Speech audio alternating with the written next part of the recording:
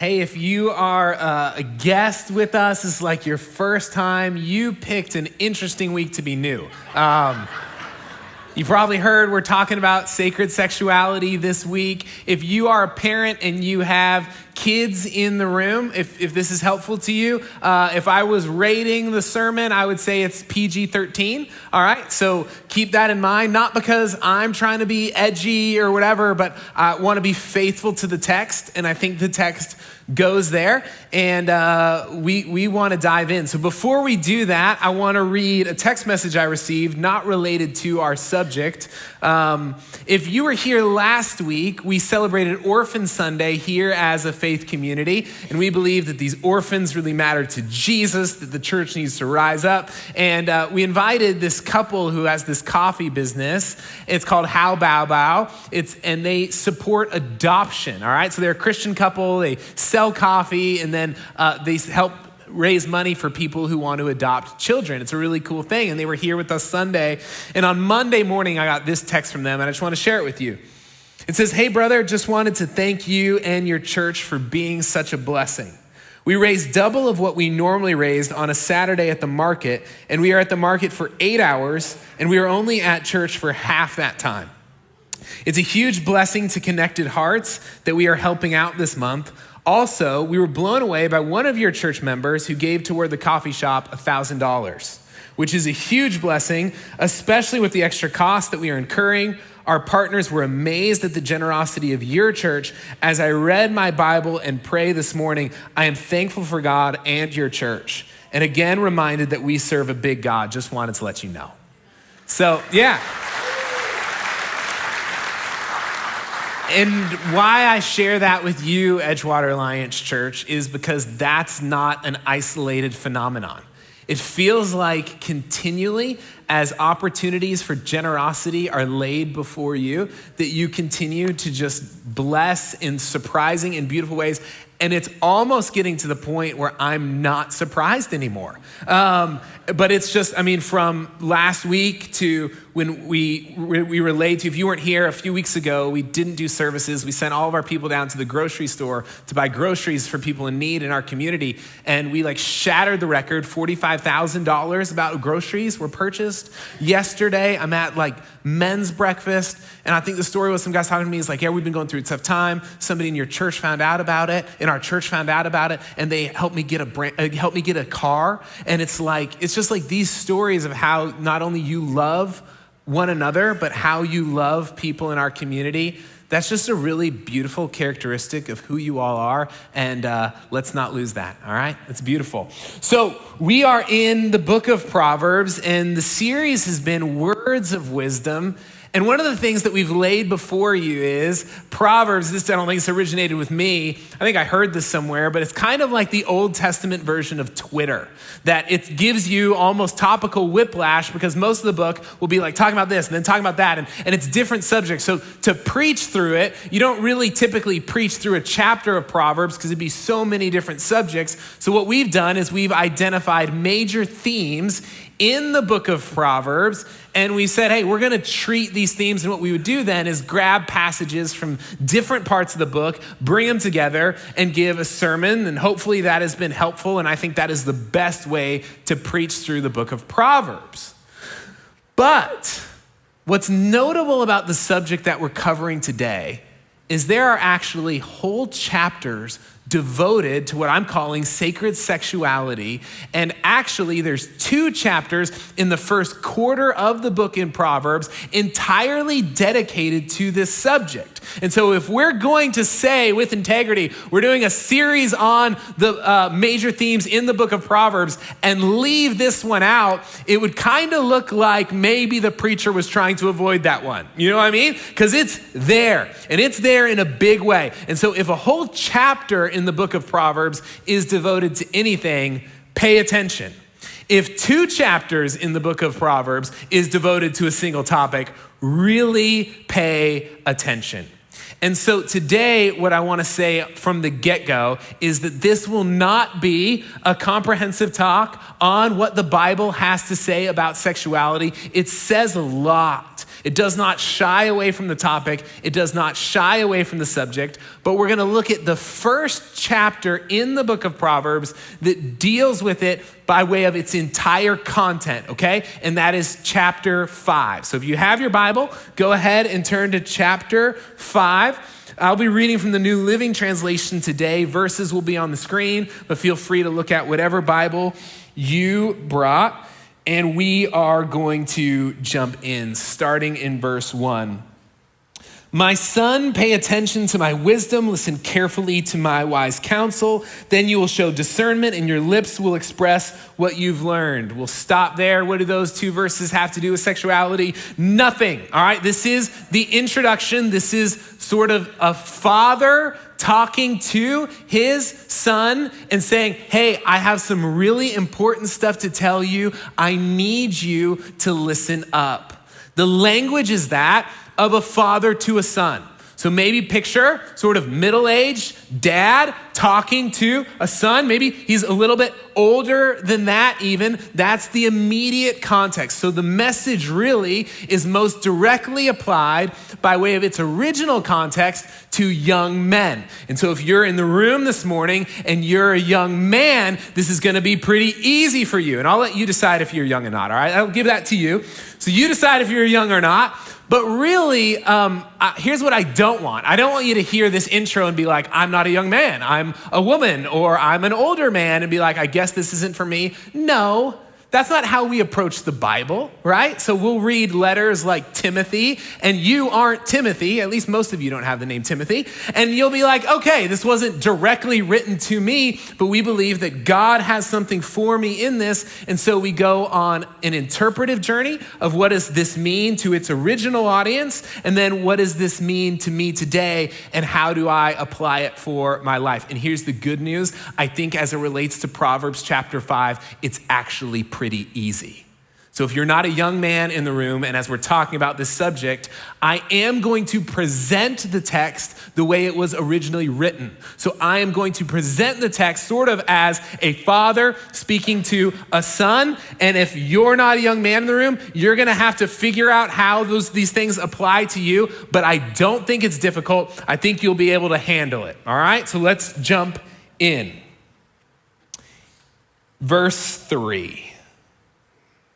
For the lips of an immoral woman are as sweet as honey, and her mouth is smoother than oil. For the lips of an immoral woman are as sweet as honey, and her mouth is smoother than oil. Maybe at this point, the son starts to blush a little bit as he realizes the conversation he's about to have with his dad or father figure. Because the dad just sort of showed his cards and said, hey, son, we're gonna be talking about sexuality. And maybe some of you remember a conversation that you had with your parent. It's like there in your mind, you can remember it, you can remember where you were, you can remember what was said or what wasn't said. Maybe some of you have a memory of having a conversation with your child, but the temperature in the room gets turned up a little bit, right? Like, I mean, this is serious business. And the father starts at a place that might feel rather unexpected. Because I think when awkward conversations happen, and this can be, let's just be honest, this can be an uncomfortable one. And when awkward conversations are needed and when they're happening, there is a tendency for us to want to truncate the conversation, right? Like, hey, let's not make this too long. Let's just get to what we need to get to, and then we can go play golf or whatever, right? And so there's this tendency to be like, let's just give the facts, hit and run, and let's get out of here. And the father actually doesn't start at the place that you would expect him to. He actually starts at an interesting place. He starts by shamelessly noting how alluring sexual impurity is. He starts by noting how alluring, how tempting, how attractive sexual impurity is. And I want to pause and just have a pastoral moment for a second. I'm just saying this broadly. If you're in the room, something that has characterized your journey or this season of your life is strong sexual temptation, you are not weird and you are not alone. And I think that is helpful to be said in a church context where at times churches shy away from this conversation that is so blatantly there in the Bible. And that's why we're talking about it this morning, because it's like you have to try to avoid this subject. And we're just not gonna do it because we think it's important.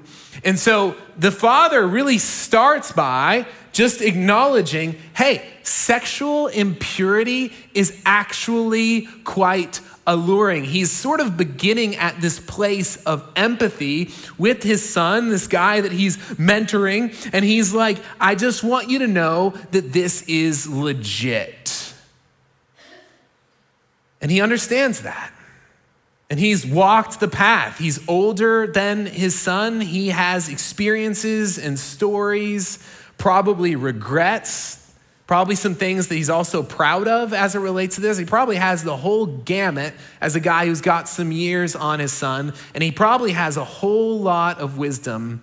And the church, like the Father, needs to admit that this is an issue for us as well. That there is a struggle and temptation for us as well, and that we are not immune. And listen, if we don't get that or we don't acknowledge that, the rest of the talk today does not make sense.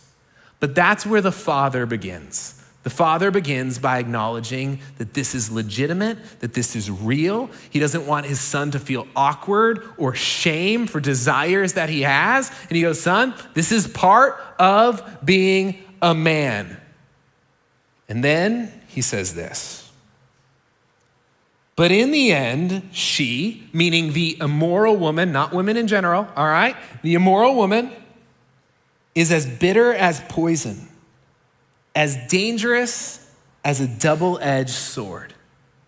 Her feet go down to death. Her steps lead straight to the grave. For she cares nothing about the path to life. Plug that imagery in your head. The path to life. She staggers down a crooked trail and doesn't realize it. Dad, that turned a corner pretty quick. One moment you're sort of empathizing with me about the struggles of being a young guy, and then you get really heavy-handed and you start warning me about the dangers, and there's more on that to come. And he doesn't mince words. He talks about how this is a path that leads straight to the grave. And then in verse 6, he says, for she cares nothing about the path to life. So we have the imagery of a path. If you've been here for our sermon series, you might remember at the introduction, I said, here's something that Proverbs does. Proverbs presents different things you can do with your life as different paths. So imagine you want to do some hiking. I was in North Carolina recently, and sometimes you go to places and you park your car, and then there's different trails you can take, right? And you see the trailheads, and different trailheads look more attractive than others. But the reality is you don't know where those trails lead. You can't tell actually which will be the best hike or which trail will lead to the best location unless you either walk that trail or you can look at a map. And the book of Proverbs is essentially trying to tell you, here's the different paths you can take. You have free will to pick your path, but the wise person will look at the map and will see where that path leads. You can't tell which hike is going to be the best by looking at the trailhead. You need to look at the map. And as we're talking about sexuality today, and as we're talking on the front end of this talk about avoiding sexual temptation, or in the immediate context, the immoral woman, it's basically this idea. That trailhead can look great, son. It can look wildly attractive. Just so you know, that trail leads off a cliff. It is not the path that you want to walk. He's going to give more details on that in a second, but here is what he says next in verse 7. So now, my sons, maybe at this point he has more people in mind, future generations, a broader audience of people he's mentoring, whatever. He says, so now, my sons, listen to me. Never stray from what I'm about to say. If you haven't got the impression, the dad is serious about this talk.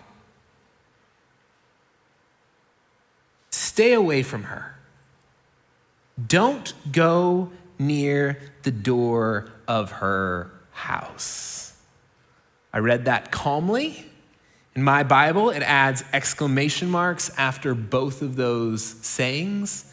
It is like the dad is serious about what he is telling his son here. Stay away from her. Don't go near the door of her house. Because the temptation is so great, and because the consequences are so severe, son, don't play with fire. Don't even go near her house.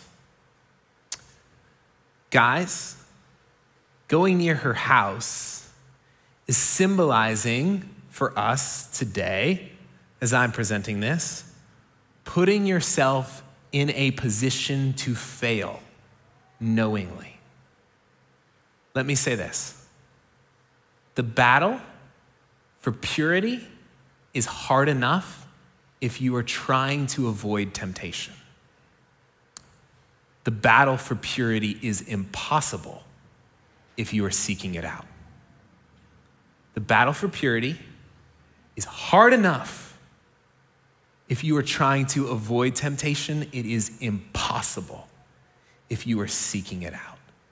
And so this loving dad tells his son, you need to be careful where you go.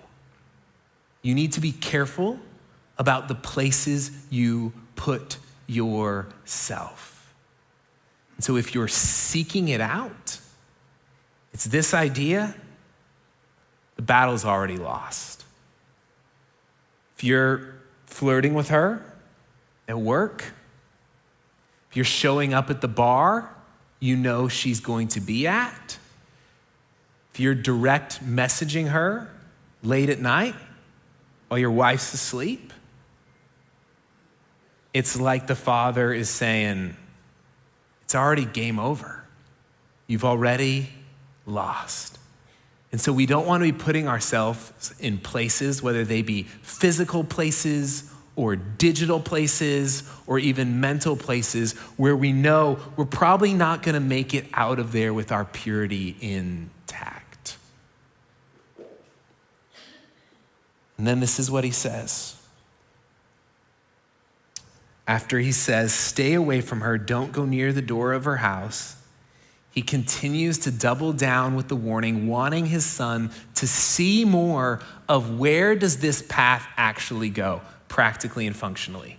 And this is what he tells him, and it's quite heavy. It gets less heavy in a moment, but for right now, it's really heavy. He says, stay away from her, don't go near the door of her house. If you do, you will lose your honor and will lose to merciless people all you have achieved. Strangers will consume your wealth, and someone else will enjoy the fruit of your labor. In the end, you will groan in anguish when disease consumes your body. You will say, how I hated discipline. If only I had not ignored all the warnings. Oh, why didn't I listen to my teachers? Why didn't I pay attention to my instructors? I have come to the brink of utter ruin, and now I must face public disgrace. It seems like the sexual sin that the father has in mind here is very much adultery. That this person would sleep with a spouse that is not his. And he says, son, there is significant consequences for doing this. Consequences that I don't want you to experience. These consequences include social consequences. they include financial consequences, and they also include sort of mental, emotional, psychological consequences. The place he begins is he says, son, you're going to lose your honor. And it's interesting because we could do this morning, and we're not going to, but we could mention political figures this morning where they might have served in public office for 10, 20, 30 years. They might have done a whole lot of things that made a lot of changes, and you hear their name and you're like, that's the one with the scandal, right? That's the one who cheated on their spouse, right? Sadly, we can do that in the ministry space as well. And this is even more of a shame. But we could mention celebrity pastors, and we're not gonna mention names, but we could mention celebrity pastors and we could hear their name and we wouldn't think about the 5, 10, 20, 30, 40 years of ministry. We'd be like, oh, that's the one who did blank. And most of us in the room, we're not public figures, and so we might not experience something at that level, but there's still going to be a stripping of honor in our homes. There will be a layer of having to face what we did, hopefully with a lot of grace if it's gone about in the right way, of our small group community, of our church, of our friends, and there will be a path that feels stripped of honor. Now, can people come back from that? Absolutely. Like, read the book. I mean, we believe in a God of grace. We believe in a Jesus who is a friend of sinners, who dignified people in their shame when other people were feeling quite self-righteous. All of that. Understand the context of this conversation this morning. The context of this conversation is as a father trying to protect his son. So the tone is different. Do you understand this? The father, on the onset of his son's journey sexually, is like, son, I want you to be protected from some hard things that you would have to walk through if you ignore this advice. Now, if the son comes 10 years later to the father and goes, I've blown it, the father's probably gonna give him different truths. Do you know what I mean? Because this is not the only truth in the Bible, but the motive of this conversation is, son, I want to protect you. And here's some of the stuff that I want to protect you from. Don't hear me say for a moment, if you're here this morning and you have sexual sin or sexual baggage, that you should feel condemnation, guilt, shame. We believe that Jesus handled that at the cross. But I bet you would be willing to admit that there were things that you've had to walk through as a result of your sexual sin that wasn't fun, that wasn't pleasant, that was very difficult. And if you have kids, you don't want your kids to walk through that. Am I right? So, that's the context of this conversation. He's trying to protect his son, who he loves, from hurt, from guilt, from shame. So he says, hey, there's gonna be social consequences, honor. He goes to finances, which is interesting, and I don't know how all of that played out in their day, but in our day, I mean, you can see how that happens, right? I mean, you hear stories of people paying money to cover up affairs. You might hear stories of marriages ending because they weren't able to reconcile after an affair, and then there's a custody thing, and some guy's paying child support as a result while another guy tucks his kids in at night. I mean, it can get messy in the financial space. And then he just talks about how, man, son, you're gonna regret it. Like, there's gonna be a season in your life where you look back at that and you're like, I just wish desperately I had done that differently. And so the father is trying to protect his son from this. This is his heart, okay? And sometimes, and hopefully you know this, and maybe that's what this is in part this morning. Sometimes the most loving thing you can do for someone is give them a stark warning. Like, if this feels really heavy this morning, it's 'cause it is.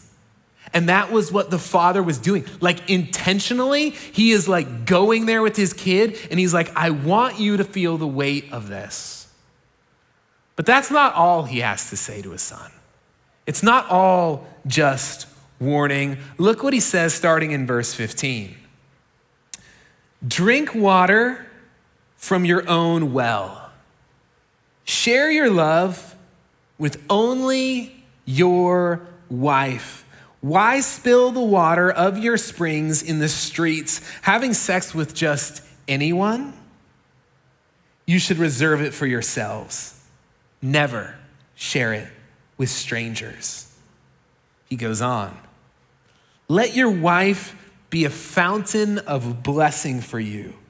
Rejoice in the wife of your youth. She is a loving deer, a graceful doe. Let her breasts satisfy you always. May you always be captivated by her love. By this point in the talk, the son is blushing again, okay? He's blushing again. Dad's back to kind of like the alluring stuff of sex, but this time it's in a very positive way. He's talking about his spouse. And if you haven't noticed, the dad here isn't a prude. Like any dad who's going to be willing to talk to his son about enjoying his wife's breasts, probably not a prude, right? Probably not buttoned up too tight. You don't get the impression from this dad, he's willing to go there. So he's talked about warnings, and now he's talking about pleasure in a very positive light, and he's basically saying this to his son. Son, I actually want you to enjoy your sexuality. I want you to experience the fullness of what God wanted you to experience as it relates to this. God's plan was for you to be married, to have a wife, and to enjoy her. And with your wife, it's fair game, but understand that there is an element of sexuality, not just an element. Sexuality is sacred. It's something beautiful. It's something designed by God and is to be enjoyed in its right place, in the right way. That is the teaching of the Bible. And it's interesting because here's where he goes next, and we're gonna land the plane with these last verses of the chapter. The last 3 verses begin this way. For the Lord sees clearly what a man does. Remember that line? Examining every path he takes, an evil man is held captive by his own sins. They are ropes that catch and hold him. He will die for lack of self-control. He will be lost because of his great foolishness. He starts the ending portion by saying, for the Lord sees clearly what a man does. So now, for the first time in the conversation, he's bringing God into it. If you haven't noticed, up until this point, he's just saying, hey, son, I want you to thrive. Here's where the different paths go. This is a path of thriving. This is a path of death, decay, destruction, and despair. I want you to pick the right path. We believe that God is on the side of human thriving. That as the author of life, he knows how things are supposed to work. He knows how things work best. And the paths that he tells us to take are for our good and for our blessing and for human flourishing. Now, he's given us free will to go and choose. We believe that we can pick our paths, but the scriptures present the heart of God as one that's like, I'm for you. I want things to go well for you. I want things to go well for your sexuality, to go well in your marriages. I don't want you to end up in sexual addiction. I don't want you to end up in affairs. I don't want you to end up in having to get divorced. I don't want you to end up in counseling. I don't want you to end up with sexually transmitted diseases. I don't want you to end up at the end of your life being like, why did I blow it with the woman that I loved? I don't want that for you. And he's like, son, I just want good for you. I want good for you. But then at the end, he brings up the Lord. And so it's very clear that sexuality is also spiritual. That there's a sacredness, there is an act that God created. So we don't believe it's dirty or gross or shameful. We believe that it was God's idea in the first place, and God's ideas are beautiful. And that it was not only his idea for procreation, but it was his idea to make it pleasurable. It's good. That's the teaching of the church. If you hear anything else, you've heard it wrong. So it's not that it's dirty, it's not that it's gross, it's not that it's shameful, it's exceedingly special, it's exceedingly beautiful. But like everything in our lives, we as followers of Jesus can steward that gift in a way that brings honor to him and brings good to the people around us and flourishing for our very own lives. So my hope, I guess what I want, is for us to be convinced that the Jesus way for our sexuality is the best way for our sexuality. But I know enough, being human myself and doing ministry, that most of us in this room have things that we wish we could do over.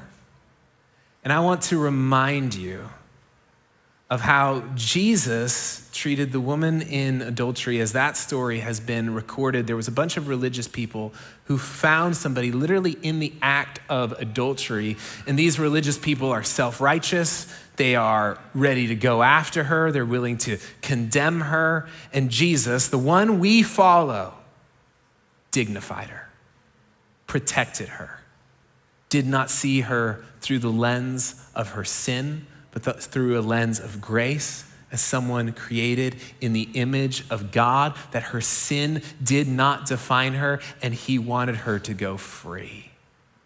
And so while the conversation this morning was centered around, hey, we want to protect people from the consequences of sin, by no means does that negate the other things that we find in the Bible of Jesus bringing restoration, healing, hope, and help. And so if this conversation sparked some things in you and you need to talk with someone, you can reach out. The prayer room is open. But for now, let's stand and sing as the band leads us.